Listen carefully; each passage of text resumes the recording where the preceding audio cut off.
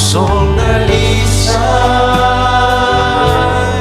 ang aming nais. Amen, Lord. Nalikhain mo, Diyos, para sa amin. Pusong dalisay ang aming nais. Yes, Lord.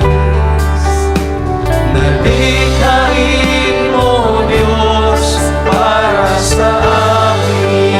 Isang pusong tapat. Isang pusong tapat na sa'yo'y nagmamahal. Isang pusong sa'yo walang alinlangan. Isang pusong itinitibok na ika'y parang alam. Ano ko'y magpupuri, sa'yo lamang alam. Handog ko'y pagpupuri, sa'yo lamang alam. Can we say amen, mga kapatid? Hallelujah. Yan ang pinaka-importante sa lahat, mga kapatid. Ang hingin natin sa Panginoon ang isang pusong tapat. Isang pusong dalisay na handang magpasakop sa Kanya, handang magpakumbaba sa Kanya, handang matuto. Hallelujah. Isang pusong ang gugustuhin ay mahalin ng Diyos at siya ay papurihan. Tayo manalangin. Hallelujah. Aming dakilang Diyos, Panginoon, minsan pa kaming dumudulog sa panalangin. Salamat muli sa pagkakataon na ipinagkaloob mo sa amin upang kami pumarito, upang gawin ang isang bagay na ipinapagawa mo sa amin. Isang bagay na aming natutuhan sa pamagitan ng iyong mga salita, na kami ay magtipon, sumamba sa iyo, magpuri, at makinig ng iyong mga salita, at ito'y ipaglilingkod namin at pagkilala sa iyo. Tinuruan mo kami at pinagpahayagan ng iyong mga salita at ng iyong kalooban. May mga pinangahawakan kami ng mga sinabi mo, Panginoon. Kaya kami nandito sapagkat umaasa kami sa iyo. Nandito kami dahil meron kang layunin sa buhay ng bawat isa amin.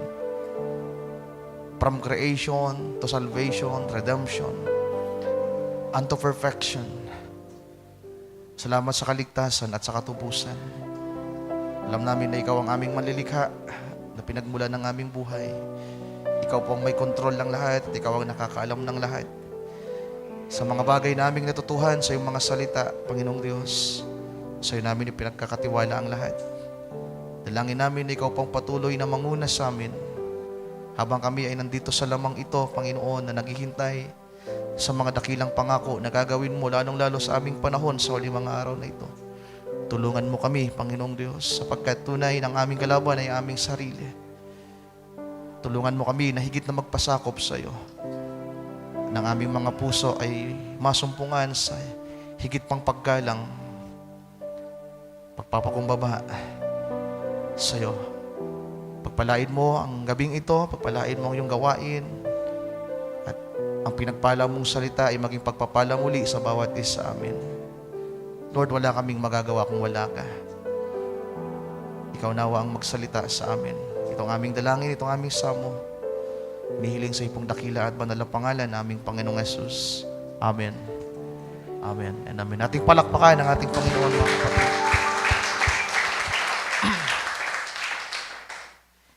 Siguro makakaupo na kayo.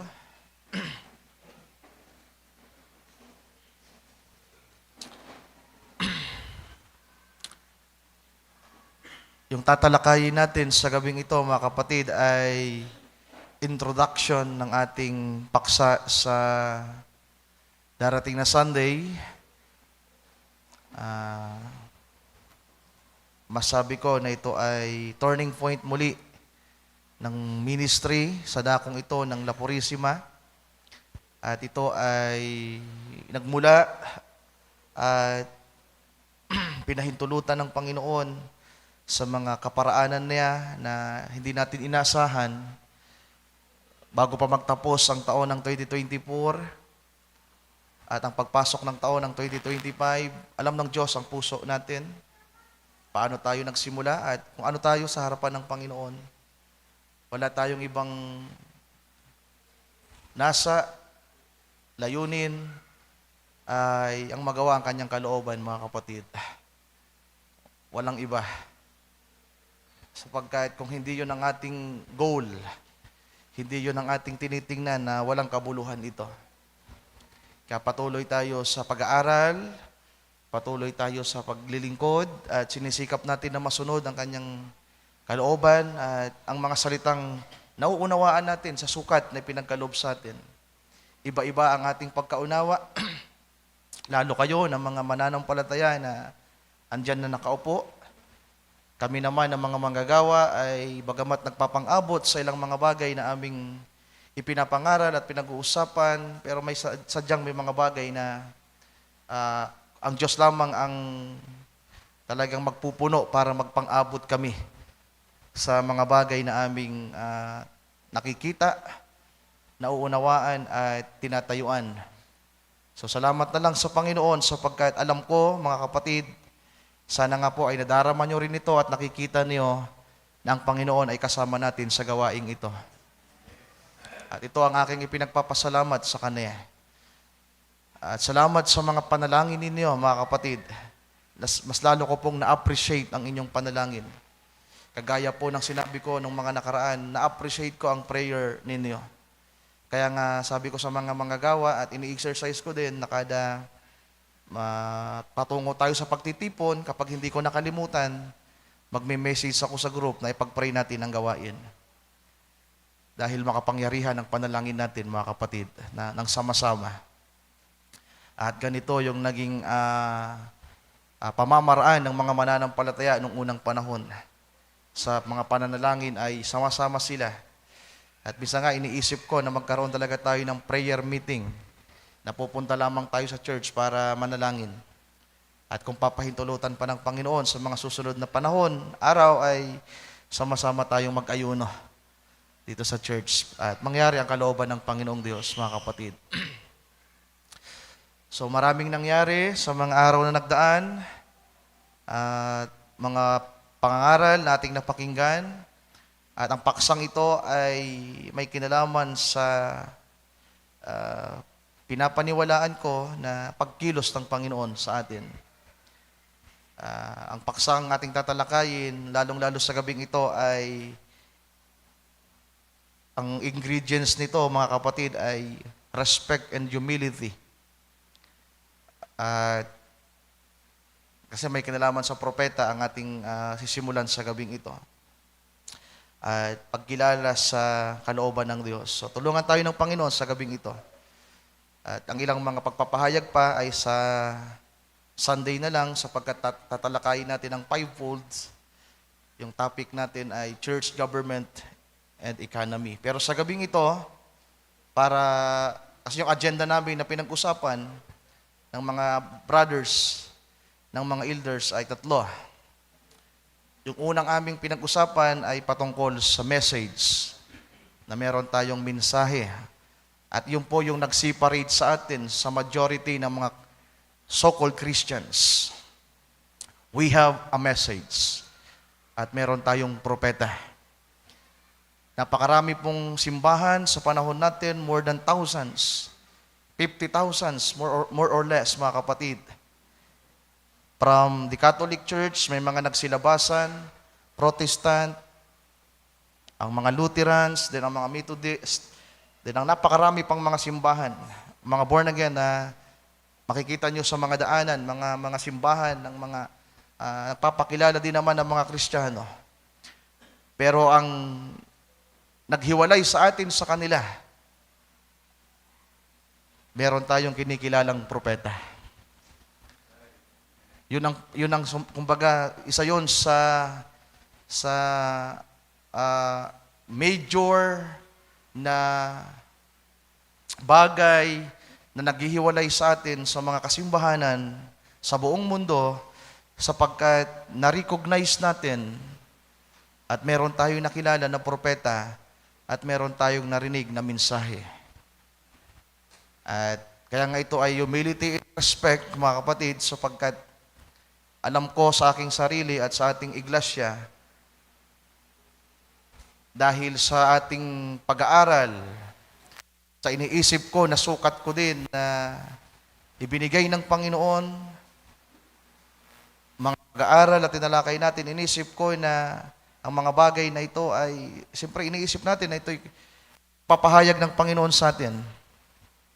At may intindihan nyo sa Sunday na yung pagtuturo natin sa fivefold, sa giving, hindi natin minamali.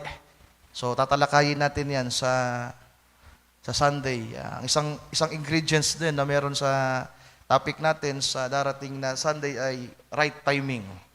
Diba? Tamang panahon, tamang lugar, tamang approach. So para maging tama ang lahat. Pero sa gabing ito, ang pupuntuhin natin ay isa sa pinakamahalagang, sabihin natin, bagay o paksa na may kinalaman sa mensahe na meron tayo. Kaya yung topic natin, sa mga nagno-notes, the end time message. So, may mga babasahin tayong pangungusap ng kinikilala nating propeta at titingnan natin kung ano yung magiging katatayuan natin sa gabing ito. Sa lumang tipan, mga kapatid ko, ang Diyos ay nakipag-ugnayan sa tao na kanyang nilikha, lalong-lalo na nang ang tao ay magkasala, una sa pamamagitan ng mga propeta. Diba? Si Abraham ay kinikilala natin na propeta. Si Noah ay isang propeta. Si Enoch ay isang propeta. So bagamat hindi sila talaga pinanganlan na propeta, pero ang ginampanan nila sa kanilang panahon ay pagiging propeta, major prophet. At dumating ang mga araw na ang mga Hudyo ay andyan na sa eksena, ang Panginoon ay nagbangon ng mga hukom, mga mahal kong kapatid, ng mga judges, at meron ding mga tinatawag ng mga priest at high priest, at may mga Levites at mga hari. Pero dumating ang araw, mababasa natin yan sa Book of Jeremiah, Book of Ezekiel, na ang mga hari, ang mga pari, ang mga prophets, ang mga pastors, sabi ng Panginoon ay nawala sa tamang lugar. Ipinakita na ang mga lingkod ng Panginoon sa lumang tipan ay nawala sa tamang kalagayan. Kaya may mga hula na ang Panginoon ay magre-raise ng kanyang mga pastor. At nang dumating ang New Testament, alam natin na ang katuparan mismo ng pastor na inihula sa Biblia na mag-iipon sa mga tupa ay walang ibang ating Panginoong Jesucristo. Then, mula sa Panginoon, tumawag siya at naghalal ng mga apostoles. Then, ang mga apostol na ito sa pangunguna nila Pedro ay naging mga shepherds. Sabi ng Panginoon kay Pedro, "Feed my lamb, feed my flock." At kinilala ni Pedro na siya shepherd, mga kapatid. At kinikilala niya ang ating Panginoon bilang the chief shepherd. At nagkaroon ng fivefold ministry sa New Testament. Pero sa atin na merong mensahe, ito ulit ang naghiwalay sa atin sa karamihan ng mga simbahan, sapagkat sa New Testament, meron tayong kinikilalang 7 stars messenger.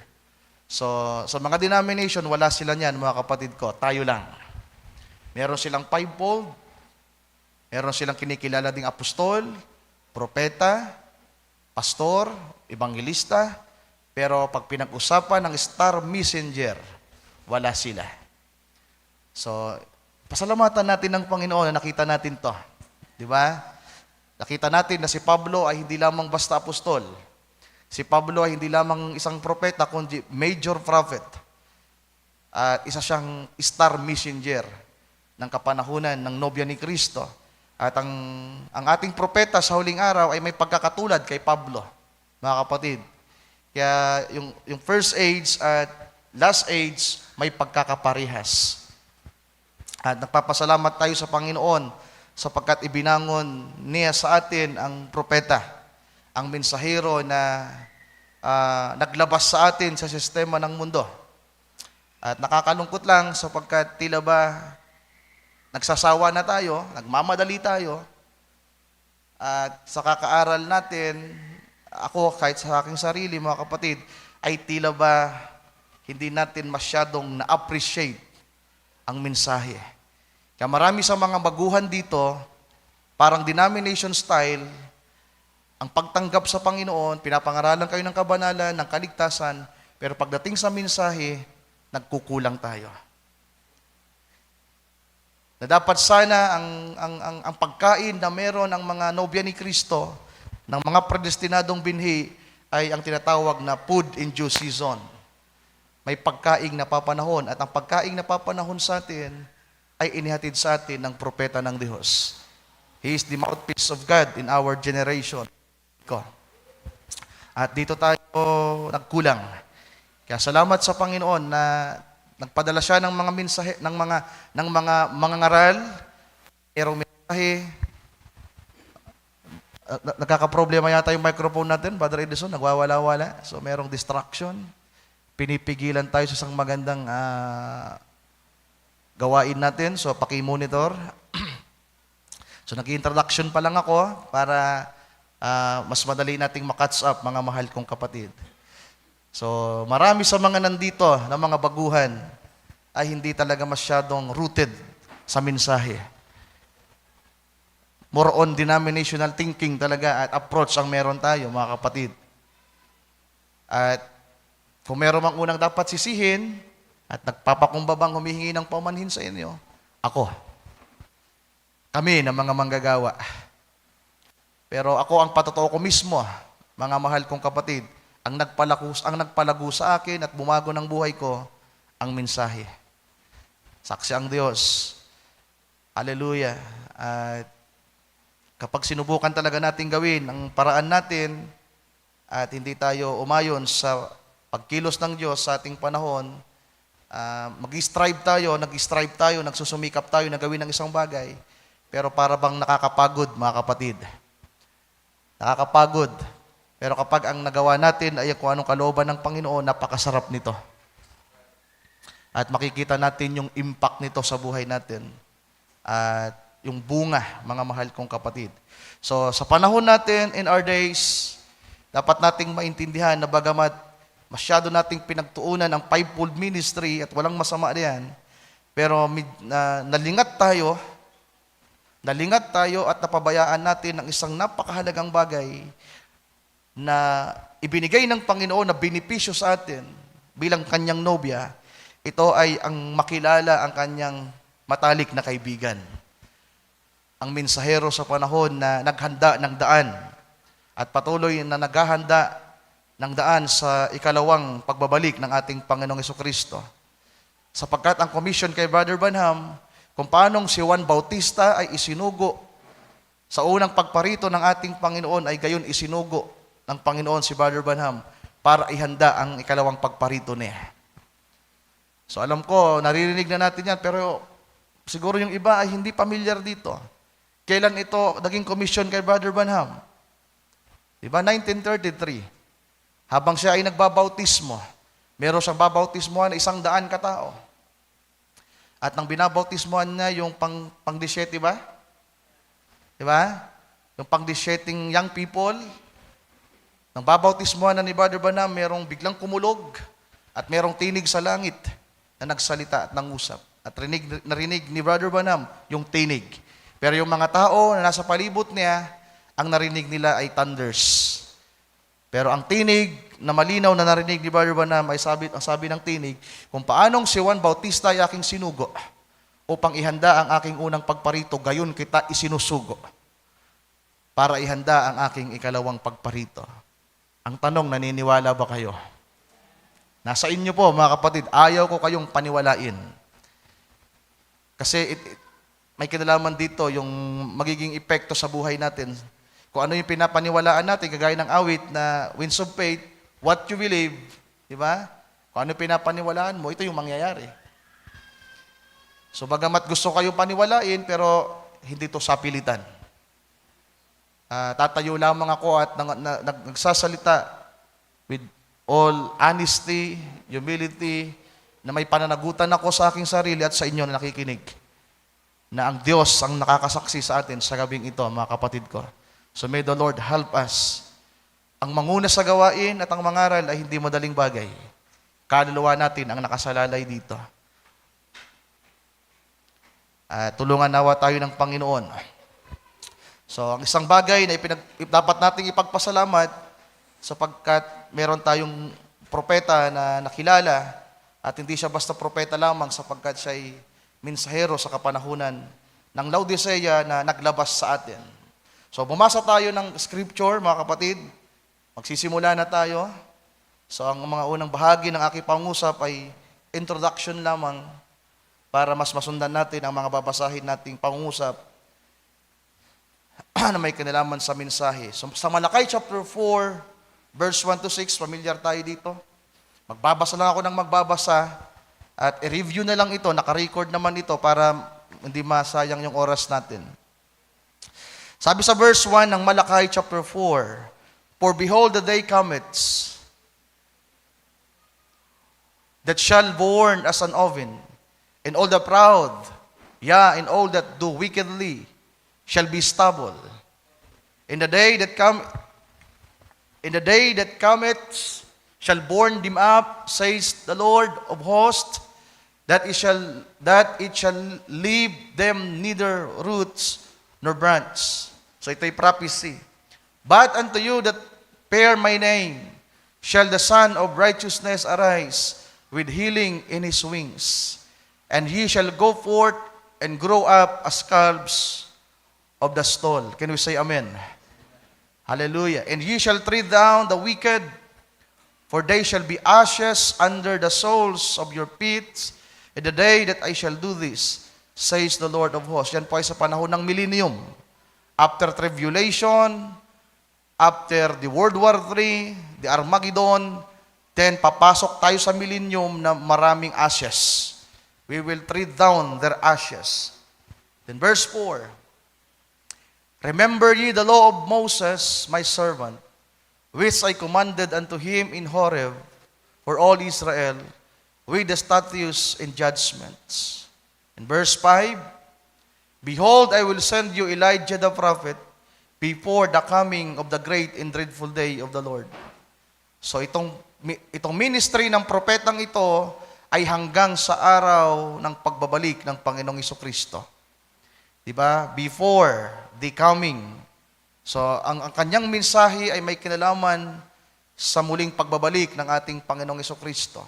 In verse 6, "And he shall turn the heart of the fathers to the children, and the heart of the children to their fathers, lest I come and smite the earth with a curse." So ito po yung ministry na gagampanan ng propeta. At alam na natin to, mga kapatid ko. Kaya di na po ako masyado magpapaliwanag dito.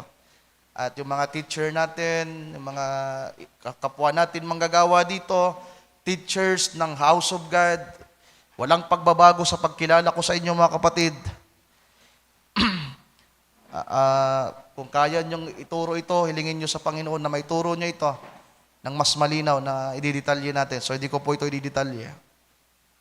Then magbasa tayo ng mga quotes. Ang bibigyan natin ng pansin ay ang mga pangungusap mismo na may kinalaman sa mensahe. Ang unang keyword natin, Sir Mary Ann, Elijah makes 5 appearings.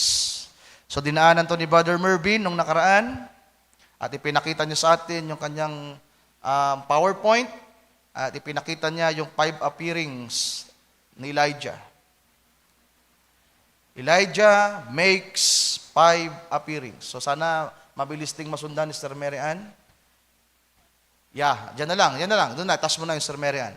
Sabi diyan, Elijah makes 5 appearings. One time is Elijah, yung una, yung Elijah mismo. Then as Elisha, yung anointing ay nalipat kay Elisha. Then as John the Baptist, si John the Baptist ang tinutukoy dyan ni Brother Branham na John. Then at the end of the Gentiles, sino yon? Diba? Kaya alam natin kung sino. Yung isa ay sabi doon sa dulo ng mga hintil. which is ang ating propeta, William Branham. And over with Moses to the Jews, yung dalawang witness sa Revelation chapter 11. Perfect number, the perfect prophet, perfect messenger is turned in volts. Ibig sabihin, matapang ito. At ito ay propetang mensahero. Then another quote. So, ikinote ni Brother Branham yung binasa natin kanina. Yung sumunod do sa binabasa natin. Then, Elijah, ang quote na lang natin, Sir Meraan, 5 times he uses it. 5 times he uses it.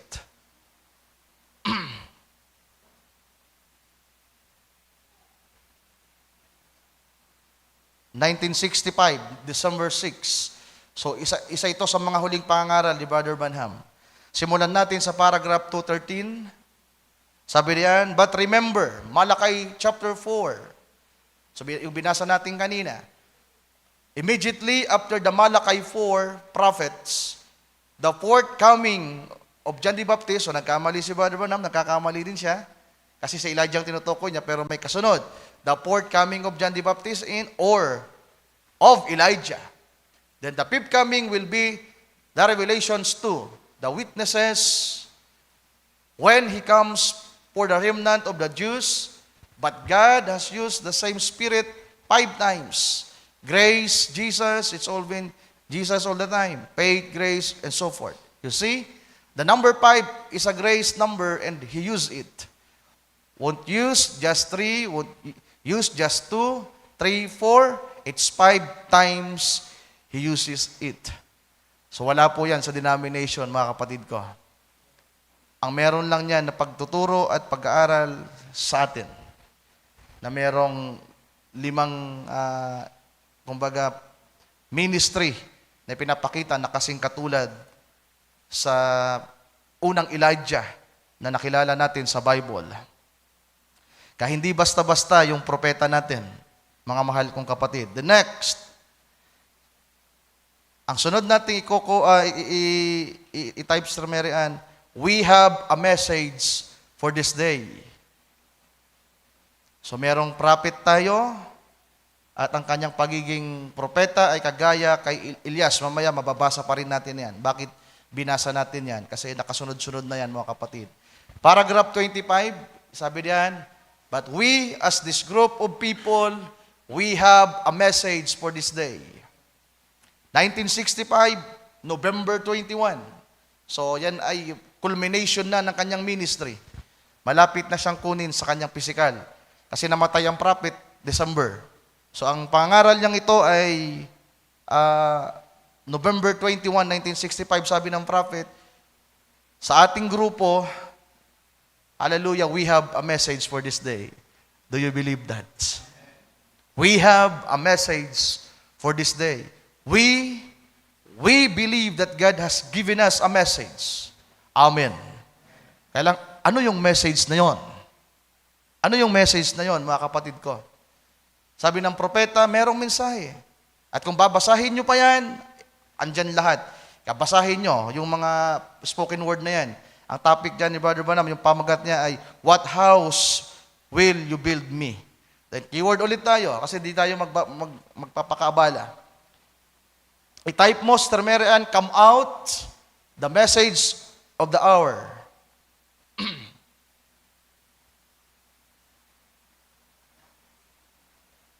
Come out, the message of the hour. Paragraph 207. Look, immediately after his mystery was made known, yung Babylon, the Great, ng Revelation chapter 17, kung babasahin nyo sa mga unahan, ang tinutukoy dyan ng prophet na mystery ay yung mystery Babylon, na nasa Revelation chapter 17. Nasabi dyan, immediately after her mystery was made known, who she was, what she was, who her daughters was. Sino yung mystery Babylon? The Roman Catholic Church. Na-reveal na yan sa atin. At na-reveal na rin sa atin kung sino ang kanyang mga anak. The denominations. Ang nagturo lang yan sa atin, ang message. So dapat maging clear ito sa atin, mga kapatid ko. Kasi baka sabihin nyo, okay lang, katulad lang natin yung mga simbahan na yan. No. Galing na tayo dyan Si Painuel galing sa Baptist, lumabas. Si Brother Alex galing sa Born Again. Si Maynilda galing sa GIL. Galing na tayo diyan. At alam natin kung ano yung paraan ng mga pagtuturo at pangangaral diyan. Yung iba ay sinisikap din nilang maging banal. Diba? Naniniwala din sila sa maraming sinasabi ng Biblia. Pero ulitin ko, ang nag-separate sa atin sa kanila, meron tayong napapanahong mensahe. Hallelujah. At ang sabi dito ng prophet, the mystery has been made known. Thank God. Sapagkat ang mga daughters na yan ay ang mga denominations. Then God sent an angel, a messenger, to what?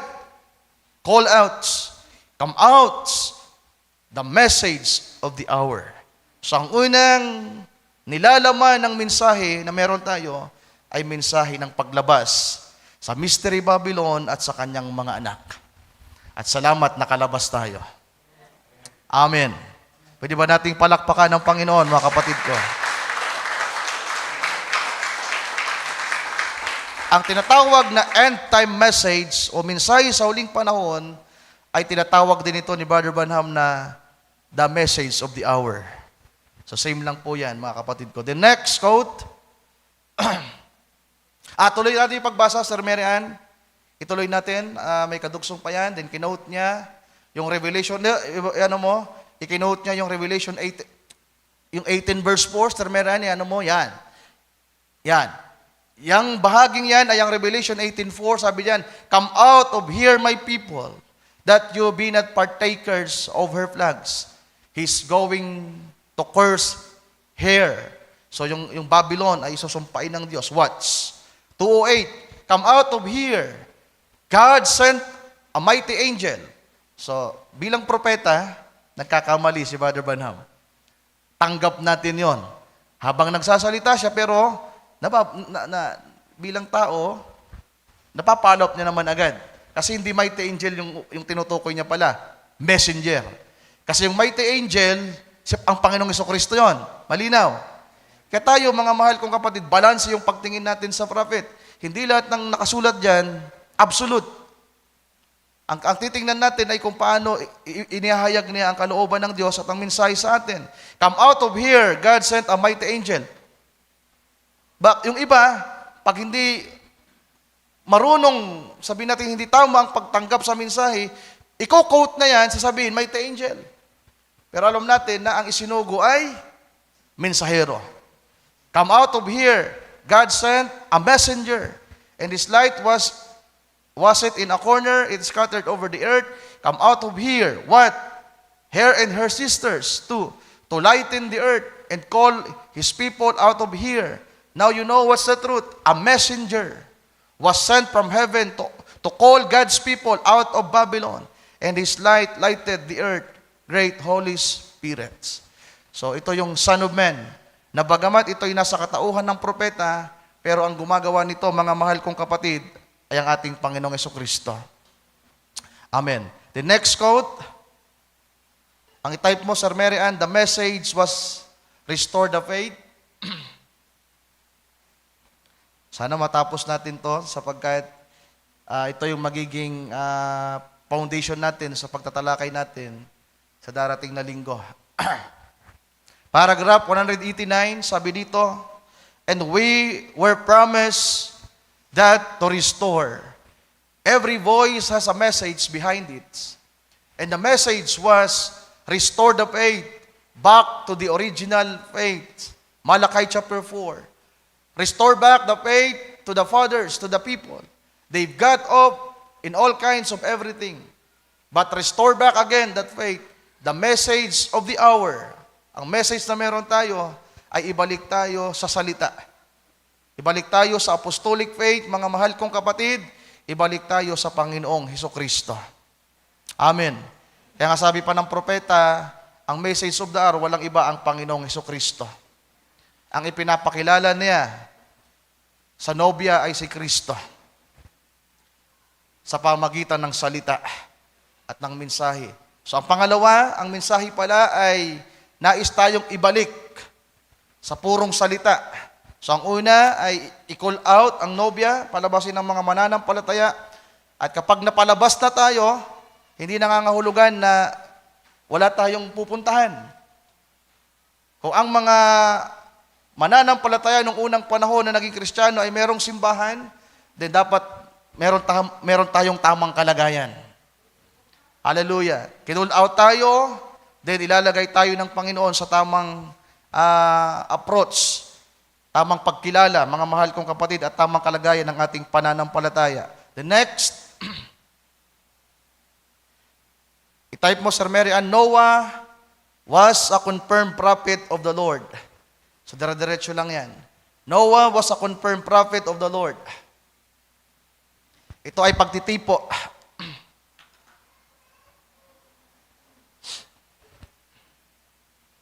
Noah, yung Noah in OEH, Noah was a confirmed prophet of the Lord. Yeah. Dyan na lang. Dyan sa na-highlights mismo. Sabi dyan, Noah was a confirmed prophet of the Lord. And is God's message of the hour.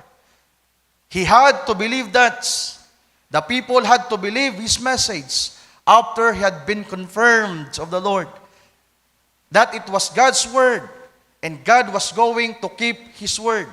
So inilarawan ni Brother Branham itong si Noah sa kanyang panahon na siya ay confirmed prophet na merong dalang mensahe at ito ang God's message of the hour. Amen.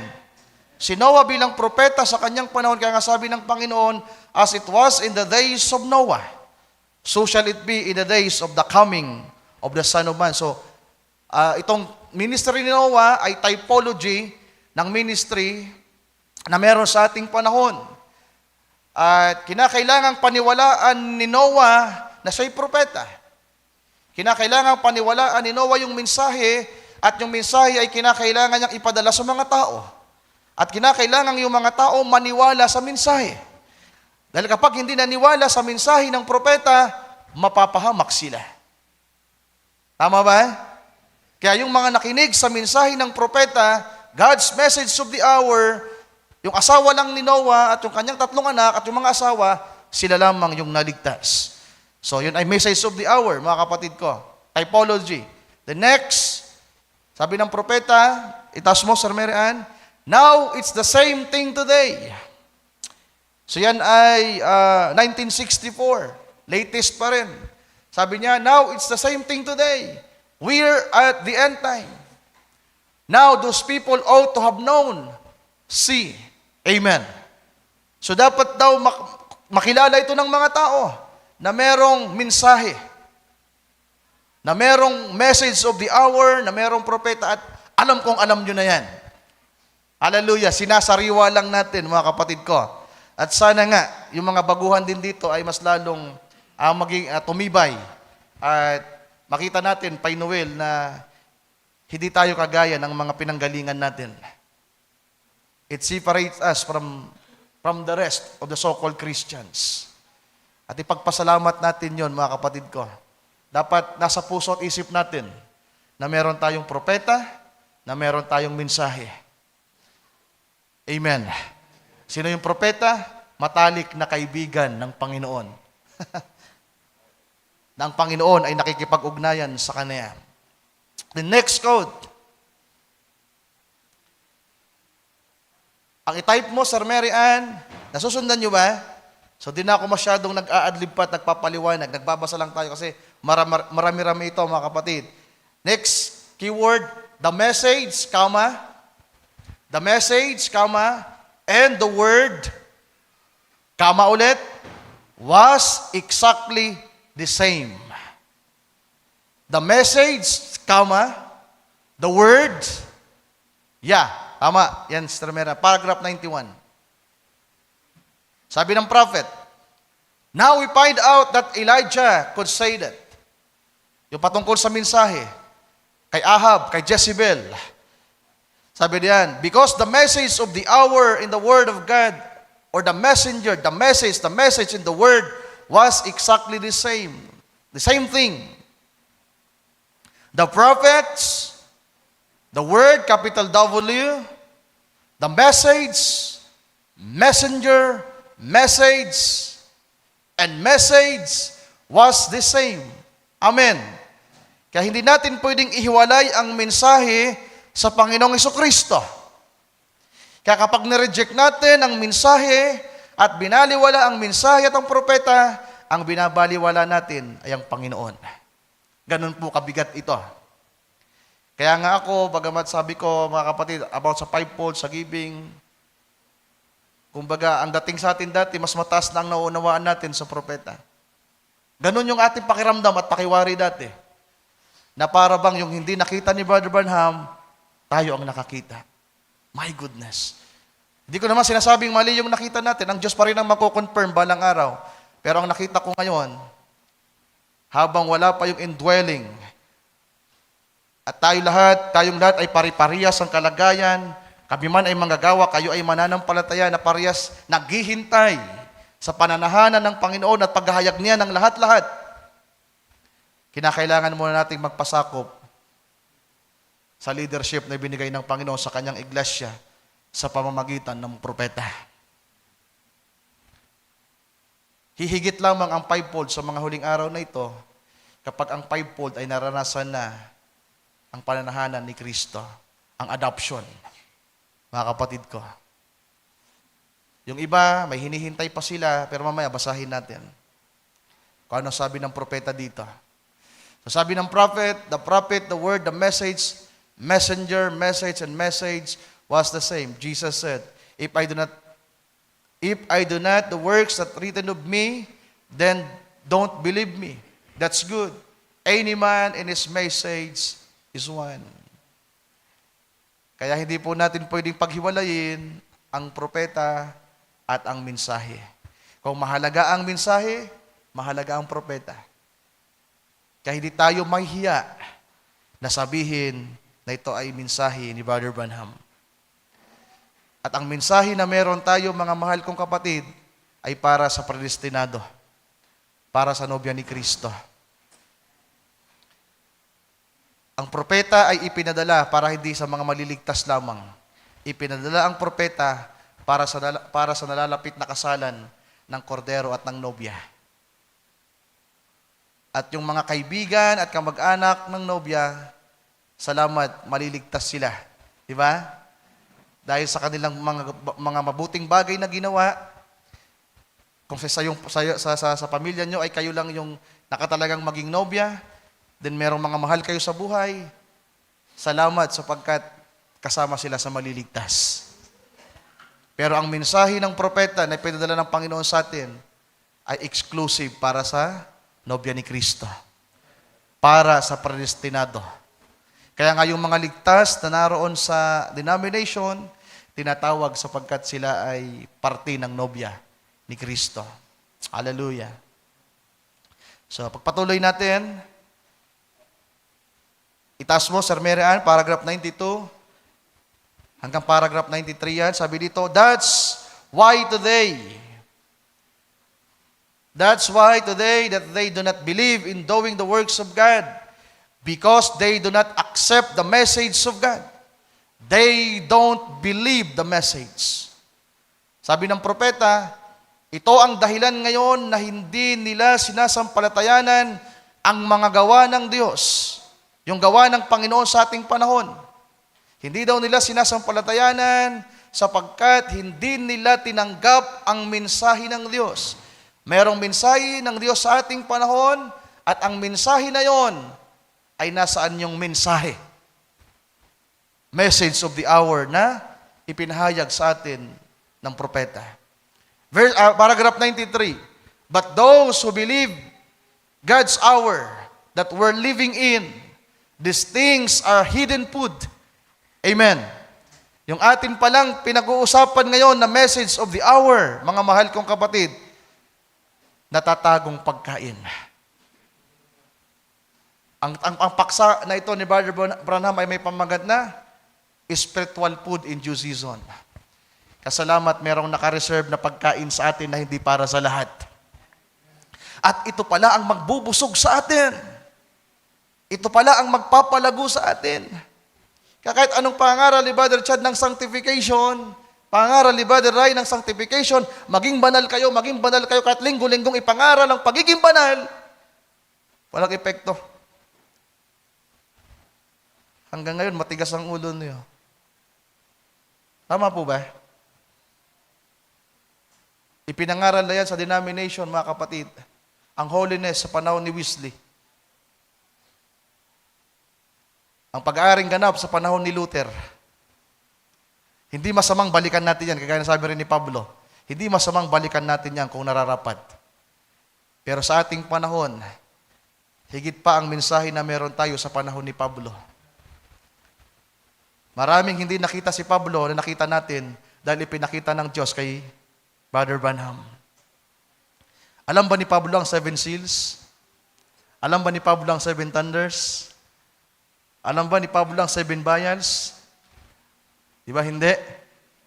Kung naniniwala kayo na meron tayong propeta at star messenger sa panahon natin, salamat.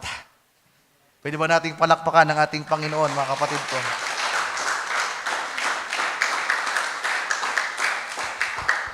Kaya sabi ko nga, kinikwento ko mga kapatid, isa sa tumatak na unang preaching ni Pastor Nestor na tumatak talaga sa akin, na hindi ko makakalimutan.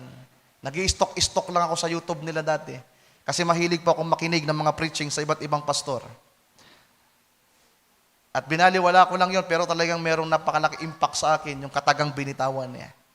Sabi ni Pastor Nestor, kung gusto nyong lumago ang mga mananampalataya at manatili sa gawain, pakainin nyo lang ng tamang pagkain. Pakainin nyo ng mensahe. Dati, doon ako noon sa isang grupo, mga kapatid. Doon tayo sa dating isa sa grupo na pakiwari baga ay hindi masyadong nabigyan ng pansin ang mensahe ng propeta. Alam nyo yan. Kaya binaliwala ko lang yon, pero hanggang ngayon, parang merong impact yun sa buhay ko. At ngayon ko napagtatanto, mga mahal kong kapatid, na may katotohanan pala. Kaya papangaral ko lang ang mensahe, hindi ko kayo pagsasabihan na maging mga banal, hayaang ang mensahe ang magpabanal sa inyo. Hayaang ang kapangyarihan ni Kristo sa ating panahon ang magpabanal sa inyo.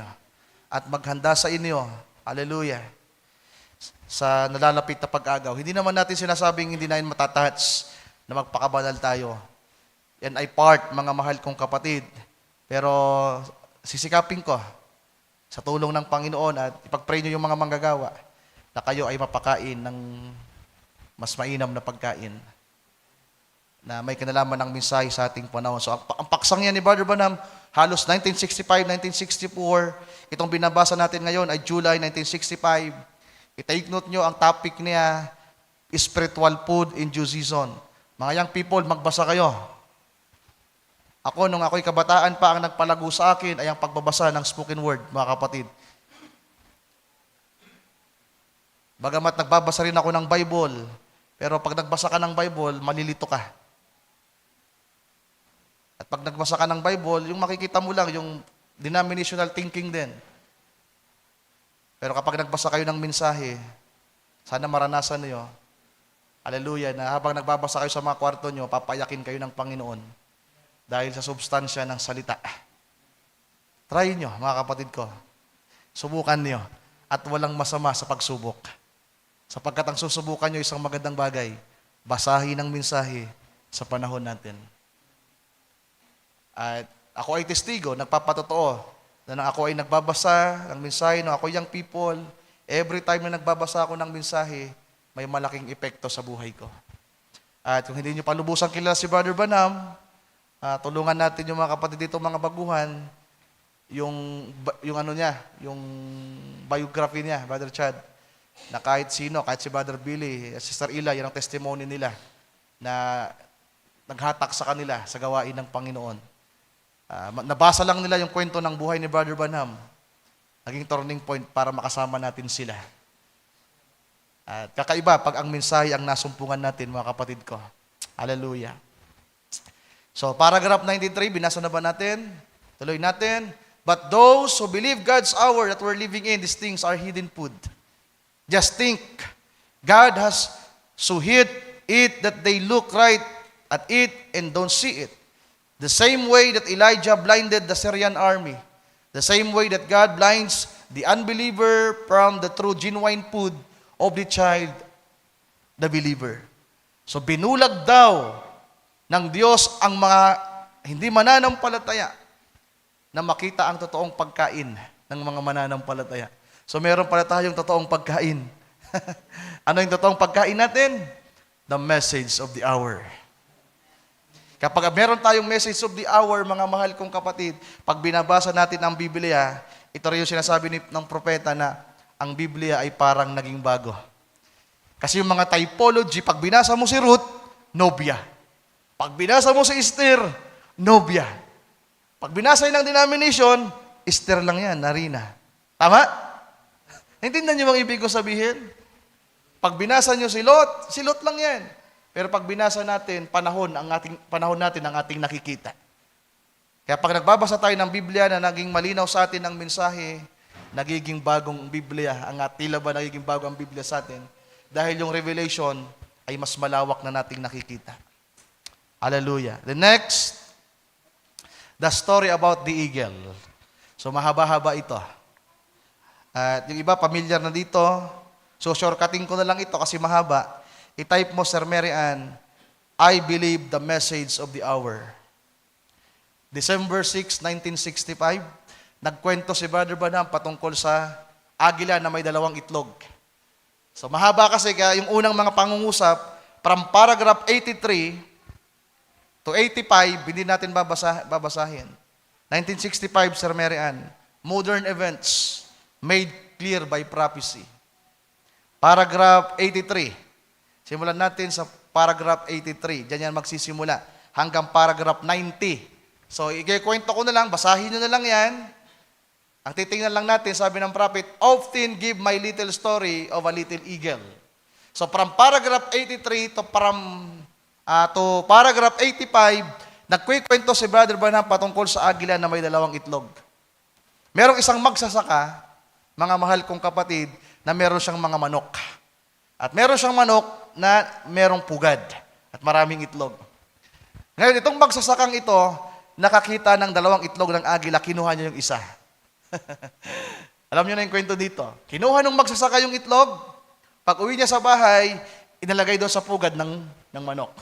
Then makalipas ang ilang mga panahon, sa 84, beginning ng 84 na lang, taas mo, when that eagle was hatched among all the chickens. Ibig sabihin, napisa na. Nang mapisa na yung itlog, ang pangit niya. Yung mga manok, yung mga sisiw, ang gaganda. Diba? Alam natin yung pagtitipo dito ni Brother Branham, ito ay mga denominations. Samantalang yung agila, nung baby pa siya, sisiw, ang pangit niya, nakakatuwa daw siya. At hindi niya maintindihan yung himig ng manok, hindi niya maintindihan yung pagsasalita ng manok, yung paraan ng kanilang pamumuhay, hindi niya maintindihan. Ngayon, yung nanay na agila, napansin niya rin na kulang ng isa. Ngayon, yung kanyang isang itlog na naging agila na, kasama niya. Pero alam ng nanay na agila na merong nawawalang isa. Kaya kwento ng prophet, itong nanay na agila, nag-ikot. At nandyan yan sa paragraph 85. She circled even across the country. Inikot niya ang buong bansa. Lipad siya ng lipad at inahanap sa pasaparang at sang araw, nakita niya yung kanyang anak. At sabi nung agila, Junior, presko na sa Canada ka. Nagsisimba ka ngayon sa Pentecostal, hindi ka na yan. So, sa kasama ng mga manok. Ini-enjoy mo na yata sa Pentecostal eh. Di ba? Ang gaganda naman kasi ng kasuotan yan. Yung praise and worship talagang wala tayong masabi. Sabi ni Brother Junior, ang sinisimba nila ngayon, Pentecostal. At stepping stone. Kasi kahit sila, yung dalawang magkapatid na nandun na rin, si Kagawad at yung bunso na teacher, nagsisimba na rin sa Pentecostal. Sana nga, agila sila, hindi manok. Sabi ng prophet dito, ngayon tumawag yung nanay na Agila. At alam naman natin kung sino ang nanay na Agila. Deuteronomy 32, ang nanay na Agila, walang iba ang Diyos. Basahin niyo ang Deuteronomy. Siya ay kagaya ng inahing Agila na hinahanap ang ana na sinasanay ang kanyang mga inakay. Sabi diyan, Junior, you're not a chicken, you're an eagle. So ganyan ang mensahe pag narinig mo. That sounded just right to him. Why? He was an eagle to begin with. So mamaya maintindihan nyo, ang tinutukoy dyan ng propeta, yung message of the hour. Na kapag narinig nyo ang tinig, iba ang mararamdaman niyo. Pag narinig nyo ang mensahe, iba ang mararamdaman nyo. Then, sa paragraph 86, basahin na natin. Ito na yung pagta-typology. Parang agila na nandoon sa manukan. And when a man or woman, yan yung agila. Nasundan nyo ba? Yung man and woman na yan, na tinutukoy ng prophet, inaalintulad na doon sa agilang napunta sa mga manok. And when a man or woman has set under creeds in called formal religion, ang nakasama niya ngayon na naroon siya sa pugad ng mga manok. At naroon na ngayon sa farm ng manukan.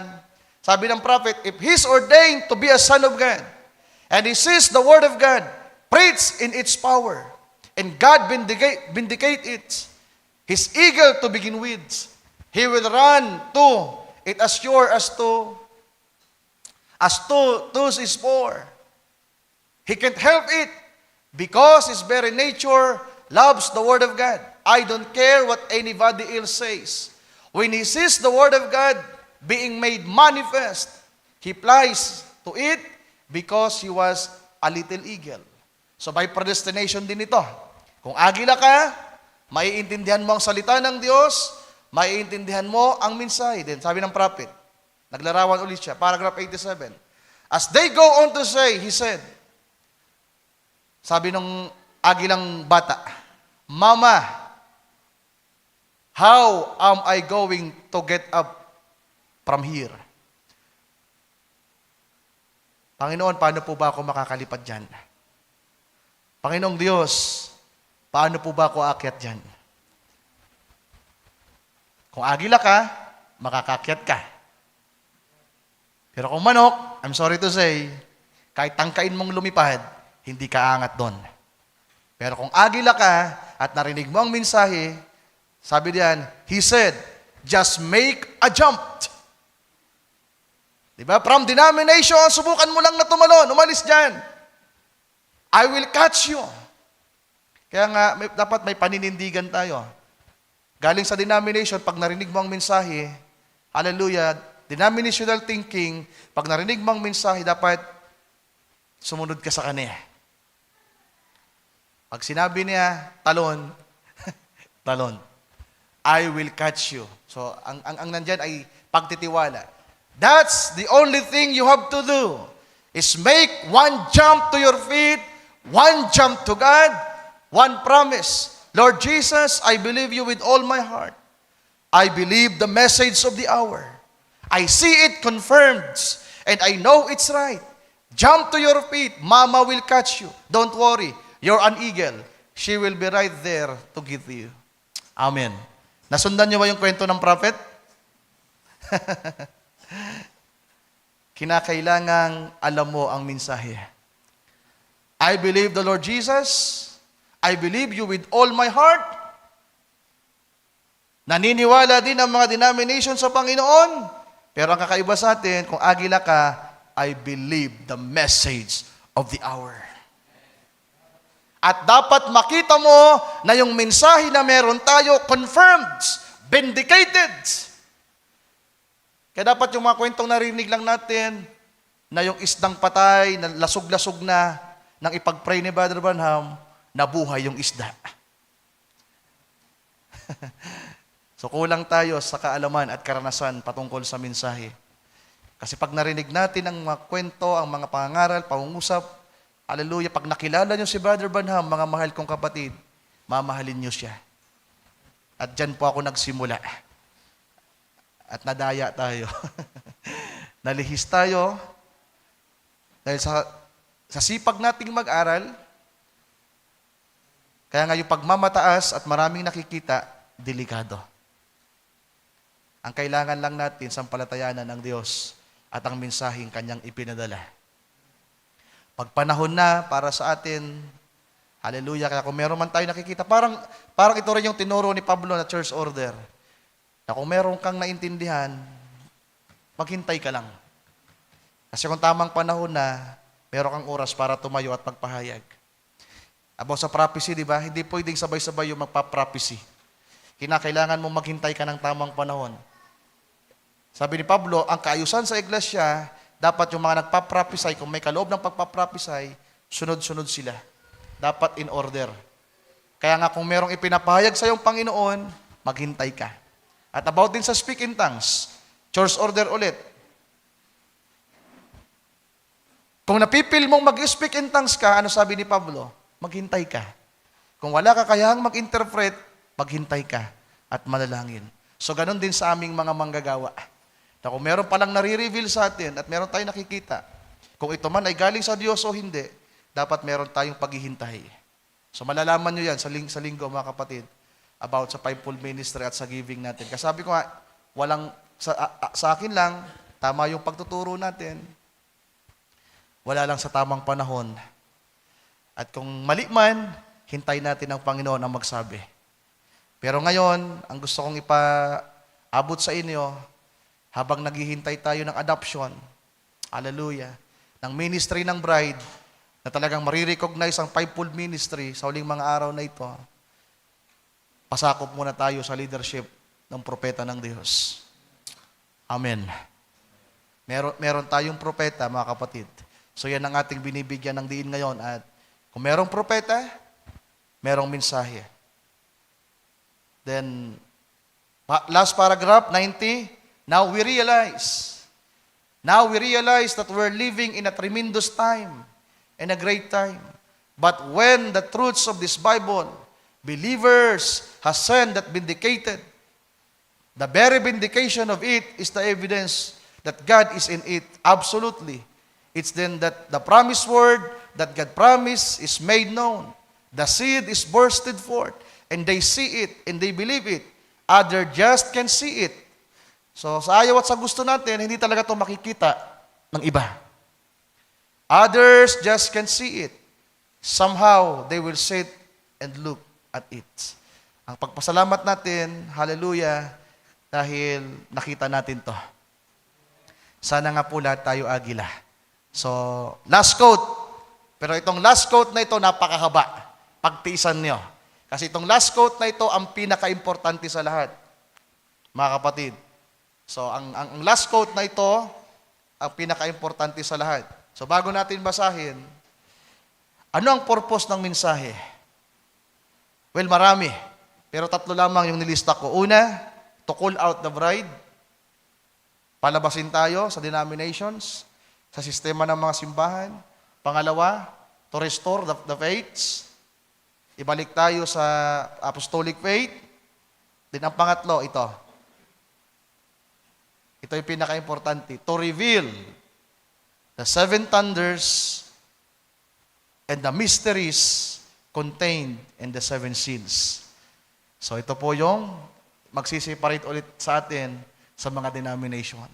Sapagkat ang mensahe pala na meron tayo, yung mga malalalim na nandun sa Revelation, lalong na yung thunders at seals, ang magre-reveal ay ang mensahe sa ating panahon. Basa tayo ng quote. Ito yung malimit na nilang basahin. Binasa ito ni Brother Mervin, binasa ito ni Pastor Nestor, at binabasa ko rin ito. And I'm guilty na kapag binabasa ko to mga mahal kong kapatid, hindi ko to pinapahalagahan. Lalo na po nung ang kasama natin ay ang paniniwala, ang 7 thunders ay 7 tao. Kapag binabasa ko po ito, binabaliwala ko po ito. Pero ngayon may bigat na po. Babasahin natin ng buong-buo yung konteksto. Kasi kung doon lang tayo magre-rely, talagang magiging tilawa, mababa yung pagtingin natin. Simulan natin, i-type mo si Sir Mary Ann, to do 2 things. To do 2 things, ito ay sa paksang exposition of the 7 church ages, Laodicean church age. So, to do two things. Yun lang, to do two things. To do two things. At mahaba ito. At siguro mga 30 minutes natin itong babasahin. So, pagtsagaan nyo. Simulan natin sa it was in the end time period. Itaas mo. Kasi dulo na yan. Taas mo pa. Yeah, mahaba yan. Sige pa. Sige pa. Sige pa. It was. Sige pa. Sige pa. O yan, ano lang tayo. So, di ba mahaba? Pagtsagaan nyo, basahin nyo, samahan nyo akong magbasa. Mga kapatid, sa mga di nagmabasa ng mensahe, may pagkakataon kayong magbasa ngayon. Kaya yung mga hindi nagbabasa, sabay-sabay tayong magbasa na kahit sa, basahin nyo lang nang walang lumalabas sa salita sa inyong bibig. Sabi ng prophet, it was in the end time period that the seven thunders of Jesus came forth. Revelation chapter 10, verse 3 to 4. And cried with a loud voice, as when a lion roareth, and when he had cried, seven thunders uttered their voices. Napaka-controversial po niyan, mga kapatid ko. Kaya nga po yung isang grupo, nag-separate sila dahil sa doktrinang ito. At tayo rin naman, dahil din sa doktrina, sa mga aral natin na pinatupad sa church order, para bang ibinubukod natin yung sarili natin. Kaya mapanganib po at nagkakaroon ng division kapag hindi na tayo nagpasakop sa mensahe.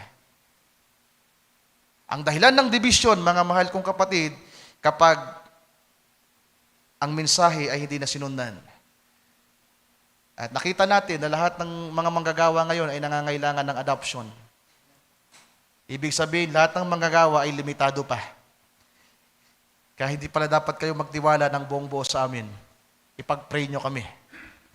Kung meron man tayo, dapat na meron tayong confidence, hallelujah, sa tulong ng Panginoon, ng kanyang Espiritu, at sa kanyang propetang isinugo. Amen.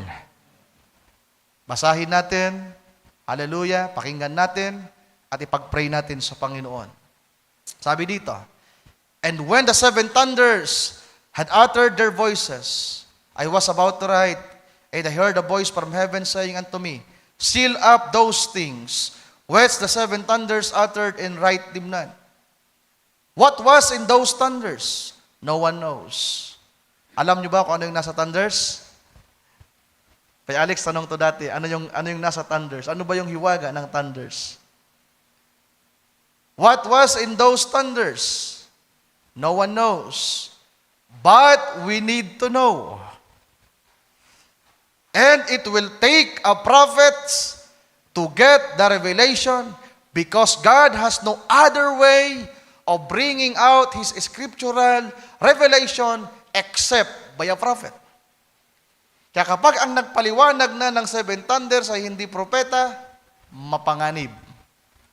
Mismo ang propeta ang nagsabi, propeta lamang ang pwedeng magpahayag nito. Malinaw ba? Hindi po ako may sabi niyan. Ang propeta ng Diyos. Ituloy natin. The word always came by a prophet and always will. That this is the law of God is evident by even a casual search of Scripture. The unchanging God with unchanging ways invariably sent His prophet in every age, where the people had strayed from divine order. So kapag nawawala na sa kaayusan ng iglesia, ang mga tao, sa bawat panahon, at kahit sa lumang tipan, nagsusugo ang Diyos ng propeta. Sabi diyan, with both the Chaldeans and the people having departed from the word, God always sent His servant to these people. But apart from the Chaldeans, in order to correct false teaching and lead the people back to God. So we see a seventh age messenger coming, and he is a prophet. So ngayon nakita natin na ang pampitong mensahero sa kapanahunan ay isang propeta. Not only do we see this messenger coming here in Revelation 10:7, but we find that the words speak of Elijah. coming before Jesus returns. And Matthew 17:10, and his disciples asked him, saying, Why then say the scribes that Elias must first come? And Jesus said, Elias truly shall first come and restore all things.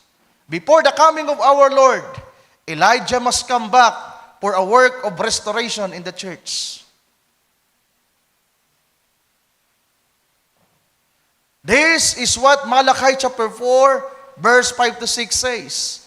Behold, I will send you Elijah the prophet before the coming of the great and dreadful day of the Lord. And he shall turn the heart of the fathers to the children, and the heart of the children to their fathers, lest I come and smite the earth with a curse. So yan yung binasa natin kanina sa Malachi. There is absolutely no doubt that Elijah must return before the coming of Jesus.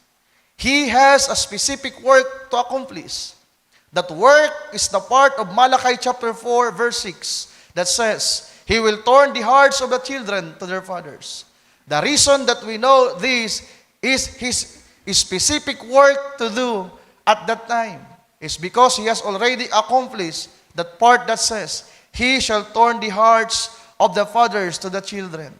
When the Elijah ministry was here in John the Baptist, Luke chapter 1, verse 17, and he shall go before him in the spirit and power of Elijah, to turn the hearts of the fathers to the children, and the disobedient to the wisdom of the just, to make ready a people prepared for the Lord. In the ministry of John, the hearts of the fathers, yung mga Hudyo, were turned to the children, mga apostoles.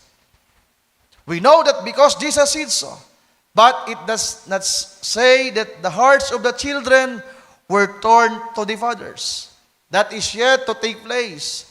The hearts of the last day children will be torn back to the Pentecostal fathers. Amen.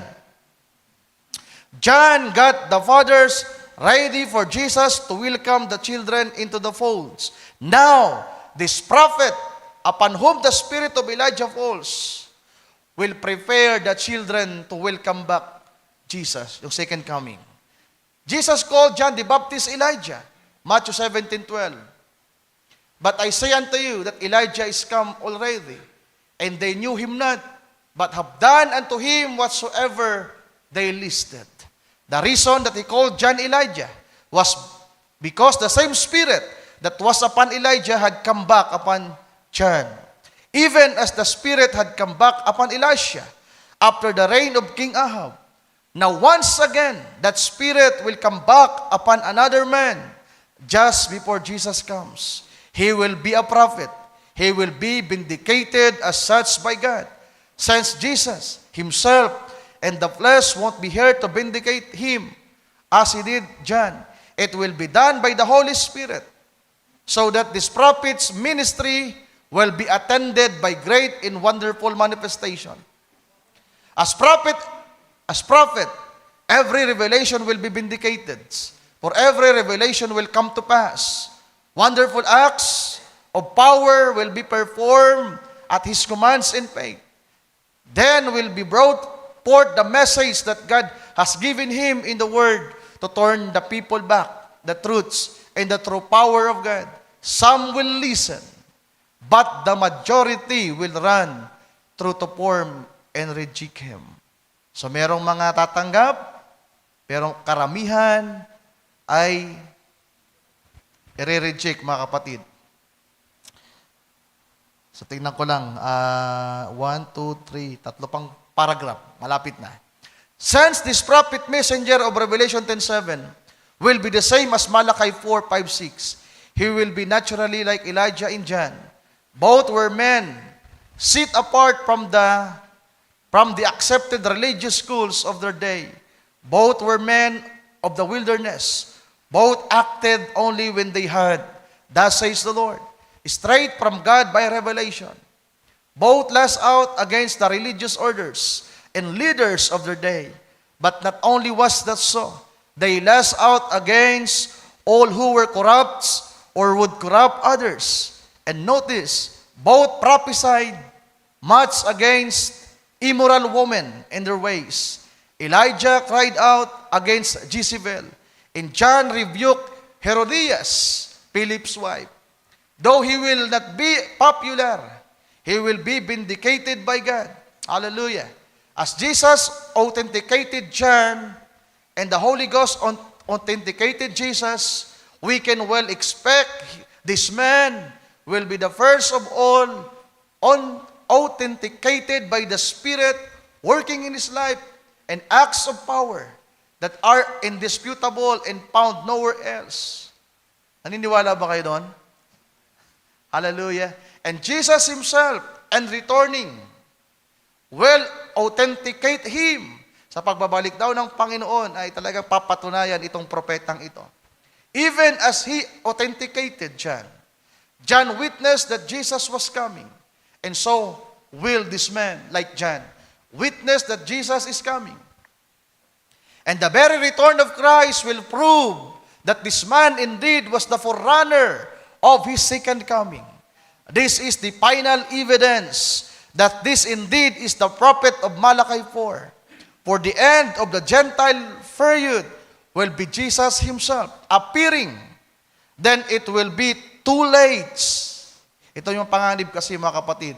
Then it will be too late for those who have rejected him. Panganib sa mga hindi igagalang at tatanggapin ang propetang ito. So ilalaktawan ko na itong in order to clarify the presentation. Basahin nyo na lang yan. Talon na lang tayo sa now this messenger.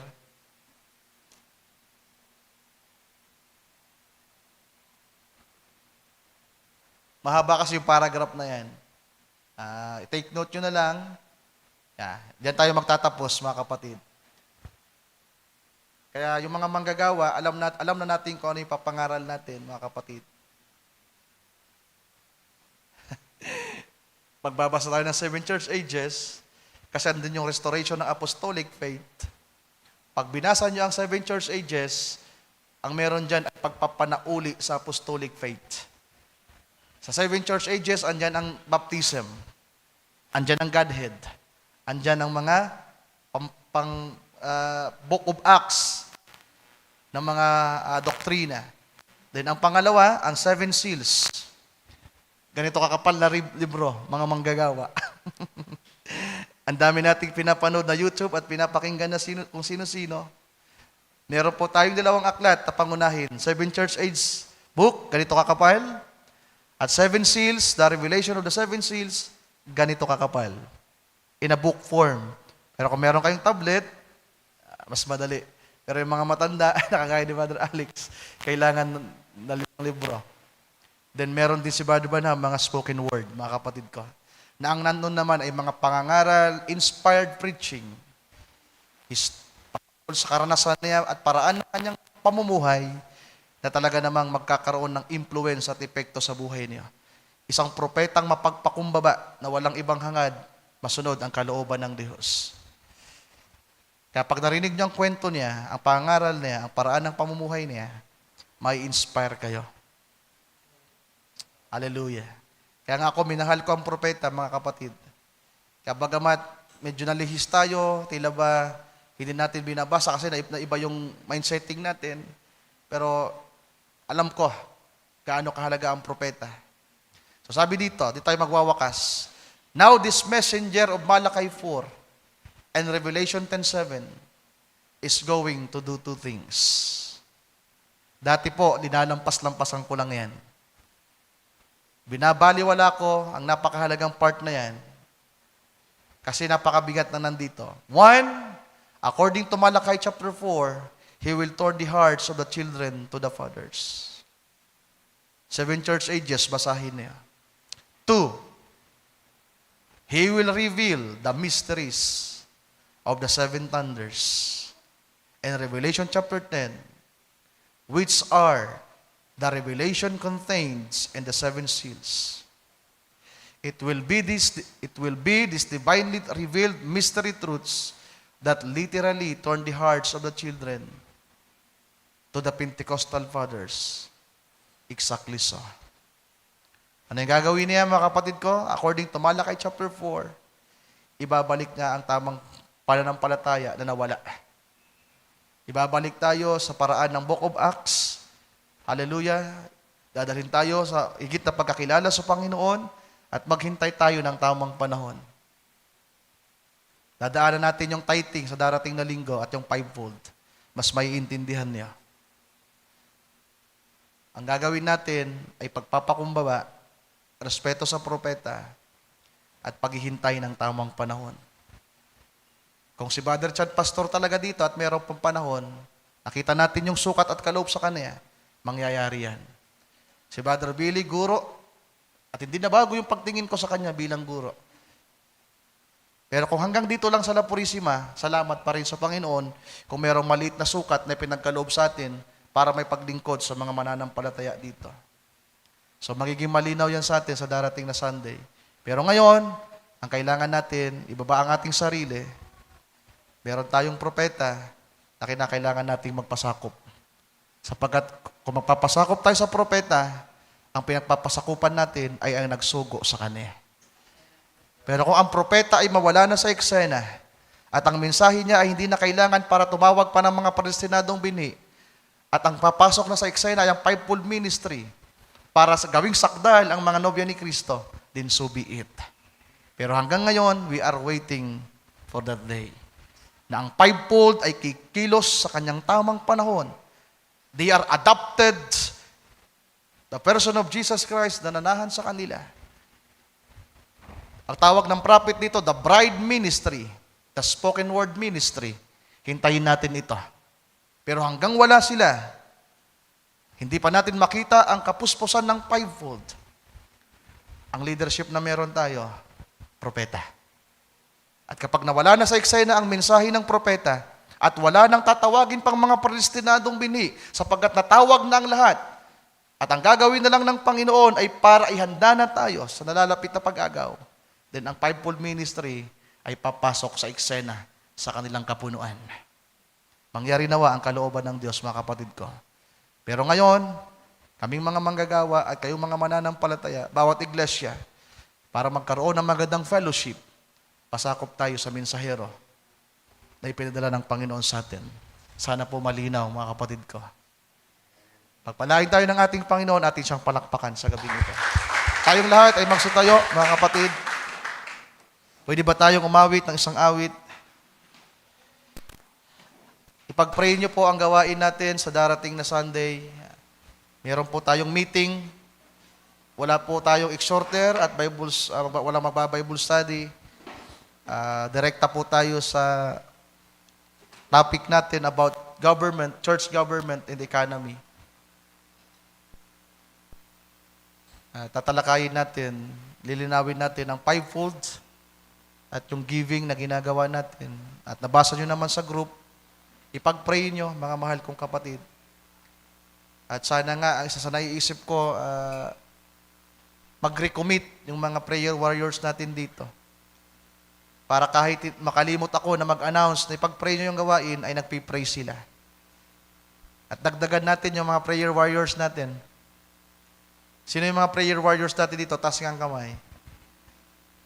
Taas ang kamay. Wala na. Taas yung kamay nyo, mga prayer warriors. Wala na nagtataas, Di na yata kayo nagpipray. Sister Rosting, kasama ka doon, di ba? Prayer warriors. Sister Hina. Sister Matet, Sister Eli. Sana nga lahat tayo prayer warriors dito. Umaasa kami sa inyo, mga kapatid ko. Si Pablo umaasa sa panalangin ng mga banal. Sabi ni Pablo, ipag-pray nyo kami upang ang Panginoon ay magbukas pa ng mga pintuan at maglagay ng mga salita sa aming mga labi na ipapangusap. Kaya ako appreciated ko po ang panalangin nyo, mga kapatid. Yung nangyayari sa gawain ay resulta ng ating panalangin at patuloy nawa tayong gabayan ng ating Panginoon. Mawit tayo ng isang awit. Awitin natin yung Amazing Grace, yung, hindi yung Amazing Grace na nasa sumbok, kundi yung Amazing Grace shall always be. Pakihanap ka, Sir Mera. Hilok Beyond yung title. Yeah, Hilok Beyond. Pero dito, ano title natin yan? Amazing Grace din. Pero Hilok Beyond. Yeah, thank you, Lord. Salamat sa biyaya ng ating Panginoon, mga kapatid ko. Isa pang ang palakpak sa ating Panginoon. Thank you, Lord. Hallelujah. Hallelujah. Thank you, God. Lahat tayo may pagkakamali pa. Ang kailangan lang natin ay magpakumbaba at kilalanin ang Panginoon sa buhay natin, mga kapatid ko.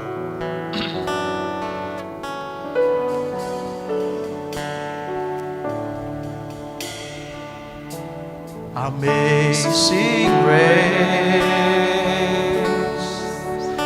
shall always be my song of praise.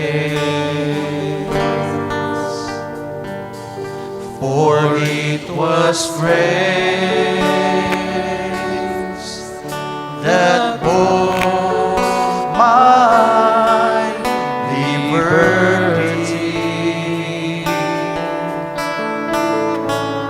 Hallelujah. I do not know just why He came to love me so. He looked beyond our faults. He looked beyond my faults, my fault, and saw my need. Chorus, sawitin natin. I shall forever lift mine eyes to Calvary. Hallelujah. To view the cross where Jesus died for me. How marvelous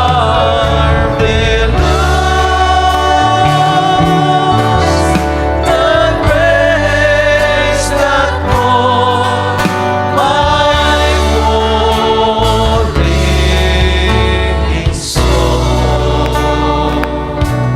He looked beyond my fault and saw my need. Ulitin natin, He looked beyond. Namnamin yung baging yan. He looked beyond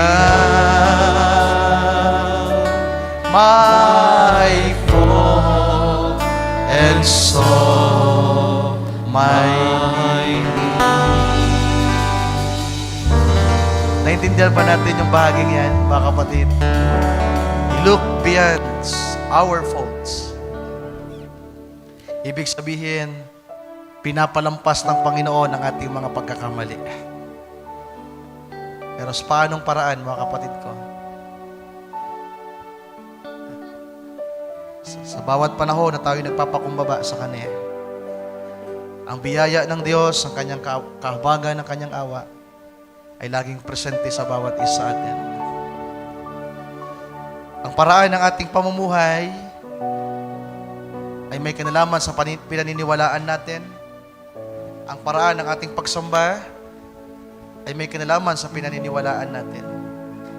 Ang ating mga pagdidesisyon sa buhay ay may kinalaman sa pinaniniwalaan natin. Yung ginagawa natin araw-araw ay nakabase sa kung ano ang ating pinapahintulutan at pinapaniwalaan. At yung mga ginawa natin sa church, ginawa natin dahil ayon sa ating pinaniniwalaan. Pero salamat sa Diyos kung meron mang mga maling bahagi sa buhay natin. Sa personal man nating buhay, mga kapatid ko, sa pamilya at sa gawain, sabi ng awit, masagana ang Kanyang biyaya. At kung tayo ay handang magpakumbaba, magpatuwid, napakasagana ng biyaya ng Diyos. Sino sa atin dito ang gustong lumago ng higit pa? Matiyak ang Kanyang katatayuan sa harapan ng Panginoon. All of us. Kasi kung hindi yun yung ating iniisip, mga kapatid, sayang lang.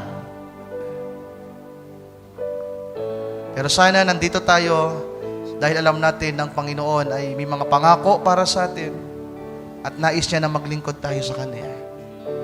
So patuloy nating ipag-pray ang bawat isa, ang gawain ng Panginoon, mga kapatid. Tayo manalangin, yuko natin ang ating mga ulo. Aming dakilang Diyos, maraming salamat sa gabing ito. Salamat po sa isang napakainam na paksa na aming sinariwa sa gabing ito na may kaugnayan sa mensahe na yung ipinadala sa aming kapanahunan. Patawarin mo kami, Panginoon. Kung tila po baga, kung ito ay mali sa iyong paningin na nagsumikap kaming mag-aral, inisip namin na nagpapahayag ka po sa amin. Lalo po sa iglesyang ito, sa pangunguna ng iyong abang lingkod, nagkaroon kami ng mga church order, Lord, na ang iniisip namin ay kaayusan lamang. At ikaw lamang po ang magko-confirm at magbibindicate ng lahat. Nalalaman mo po ang puso ko at ang puso ng aking mga kamanggagawa at ng mga kapatira na nandito, Panginoong Diyos, na handang sumunod sa iyong mga salita. Ginagawa sa abot ng kanilang mga kayanan na masunod ang iyong salita. Narito ang bawat isa amin, Panginoon, na alam kong nakikita mo ang aming puso. At sa gabing ito, muli kaming sama-samang dumudulog sa iyong harapan, sa iyong paanan, dakilang Diyos. Kung meron mang mga mali sa paraan ng aming pamumuhay, paraan ng aming pagsamba, pagkilala sa iyo, mangusap ka sa bawat isa sa amin. Gabayan niyo po kami, Panginoong Diyos. Kung ang kailangan namin ay ang mensahe sa huling araw na ito sa pamagitan ng iyong propetang isinugo. Pukawin mo ang aming mga puso, Panginoon. At tulungan mo kami na may pasakop ang aming mga sarili sa mensaheng iyong ipinadala sapagkat ang mensaheng ito ay galing sa iyo. At kung napapanahon naman po na ikaw na po ang maitataas sa iyong iglesia sa lalalapit ng mga araw na ito patungo sa pag-agaw, na kung saan mahayag ang iyong kapangyarihan, ang iyong kaluwalhatian, na wala nang imposible, Panginoon, na makikita ang kaluwalhatian sa buhay ng iyong mga manggagawa at sa buhay ng mga mananampalataya. Lord, so be it. Ngunit sa ngayon, Panginoon, bawat isa amin, mapamanggagawa man o mga mananampalataya, all of us, meron kaming hinihintay at inaasahan. The maturity, the adoption, the baptism of the Holy Ghost, your indwelling, Lord, sa puso ng bawat isa amin. Ano man ang mga katawagang ito, Panginoong Diyos, ang pinakamahalaga, Panginoon, ay ang pananahanan mo sa bawat isa amin. Na sinabi mo, how between the Spirit of truth shall come, He will guide you into all the truths. And He will show the things to come. Lord, ito ang kailangan namin. Ngunit habang kami ay naghihintay sa panahong yan, Lord, dalhin mo ang aming mga puso at kaisipan sa pagpapasakop sa mensahe na yung isinugo sa amin. At kung kami man ay nagkulang at nagmataas, Panginoong Diyos, naglabis, patawarin niyo po ang bawat isa amin. Tulungan mo kami, Panginoon. Ang nais lamang namin ay magawa ang nais mo. Sa munting iglesyang ito, sa dako ng La Purisima, na yung ibinangon, Panginoon, na yung biniyayaan, na yung kinahabagan at kinaawaan, na hanggang ngayon ay nagpapatuloy. Lord, patuloy mo po kaming gabayan, pangunahan. Patawad mo sa amin ang aming mga pagkukulang, O Diyos, at Ikaw po ang magpuno sa lahat ng ito. Salamat sa iyong mga salita. Salamat sa mensahe. Maraming salamat, Lord. We commit to you our lives once again. Ikinukomit ko po sa iyo ang iglesyang ito na ito'y sa iyo, Panginoon. Ito'y hindi namin pag-aari. Kami ay nakasumpong lamang ng malaking pribilehyo para magamit mo, para pangunahan ang mga mananampalataya sa dakong ito. At ang mga mananampalatayang itong bawat isa amin ay napaka-precious, Lord, sa iyong harapan. At kung kami ay hindi nakakapag-ingat, at kung kami bilang mga manggagawa na nangunguna ay naging pabaya sa maraming bagay, Lord, forgive us. Narito ang iyong lingkod, ang aking mga kamanggagawa. na sinikap din naman nila sa abot ng kanilang makakaya ang kanilang gampanin. Alam ko masagana yung biyaya sa bawat isa sa amin. At kung paano magiging masagana ka sa amin, Lord God, ay gayon din po sa bawat pananampalataya nandito sa gabing ito. At sa mga kapatid namin na nasa kanilang mga tahanan at nasa iba't ibang lugar. Lord, maraming salamat sa pagpapatuloy ng paksang ito na tatalakayin namin sa linggo. Itinataas namin sa iyo. Ikaw po ang magbukas ng aming mga puso at ikaw po ang magpahayag, Panginoon. Tulungan mo kami, Lord God. Wala kaming magagawa kung wala ka. Maraming salamat po, Panginoon. We bring back to you all the glory and honor and praise. And we ask all these things in prayer. In the mighty name of you, our Lord and Savior, Jesus Christ. Amen. Amen. And amen. Ating palakpakan ng Panginoon, mga kapatid. 7:57. 3 minutes before 8, umawit tayo ng isang masayang awit. Awitin natin yung awit na The Original Life. At tayo magkakamayan, mga kapatid. From verse 1, Sir Mary Ann.